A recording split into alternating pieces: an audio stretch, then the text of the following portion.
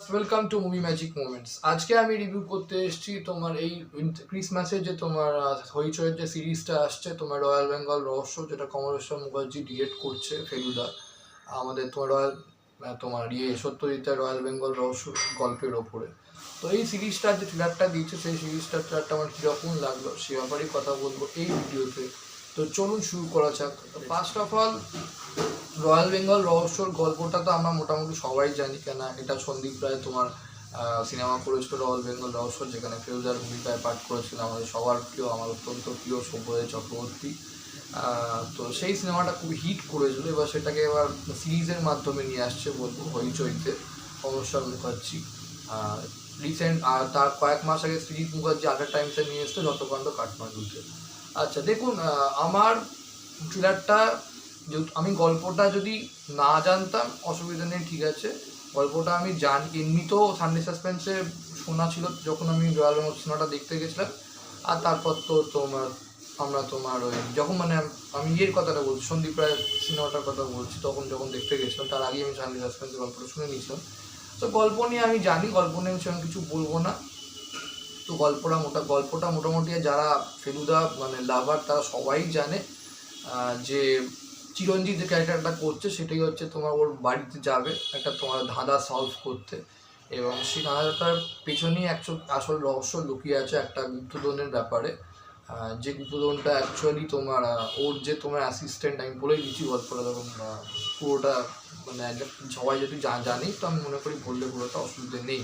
তড়িৎ বলে যে ওর অ্যাসিস্ট্যান্ট, ও সেটা তোমার ওই ওর হাতে অ্যাকচুয়াল তোমার ওই ধাঁধাটা লেগেই যায়, এবং কিছুটা হলেও ক্র্যাক করতে পারে যাকে বলে, কিন্তু পুরোটা পারে না। অ্যাকচুয়াল যে ধাঁধাটা কী চাইছে সেটা বুঝতে পারে না। ওকে বারবার ওয়ার্নিং করে কিন্তু ও শোনে না, ও বেরিয়ে যায়, আর তাতেই ওর ফলটা ও ভোগ করে।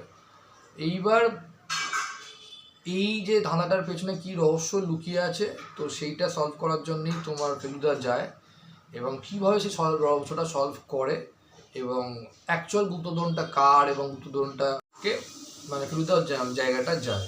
তো এখানে টোটা রায়চৌধুরী, দেখুন টোটা রায়চৌধুরী মোটামুটি অনেক দিনই ফেলুদা হয়ে গেছে। টোটা রায়চৌধুরী শুরু করেছে দার্জিলিং জমজমাট থেকে, ভূস্বর্গ ভয়ঙ্কর, দেন হচ্ছে তোমার আমাদের যতকাণ্ড কাঠমান্ডু। এটা টোটা রায়চৌধুরী বলতে গেলে ফোর্থ কাজ। টোটা রায়চৌধুরীকে এখন অনেকটা ভালো লাগছে, সাবলীল লাগছে, চোখ মুখের এক্সপ্রেশন আগের থেকে অনেক ইমপ্রুভ করেছে, এবং তোমার ভালো ডায়লগ ডেলিভারি হয়েছে।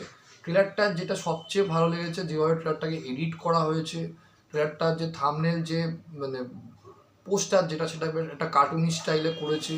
তো কমলেশ্বর মুখার্জি খুব সুন্দর করে ট্রেলারটাকে এডিট করেছে, ভালো সিনেমাটোগ্রাফি, জঙ্গলটাকে বেশ সুন্দর করে একটা বেশ জঙ্গলটা যে মধ্যে কী রহস্য লুকিয়ে আছে, একটা মিস্ট্রি যাকে দেখানো হচ্ছিল সেইটা বেশ ভালো করেছে।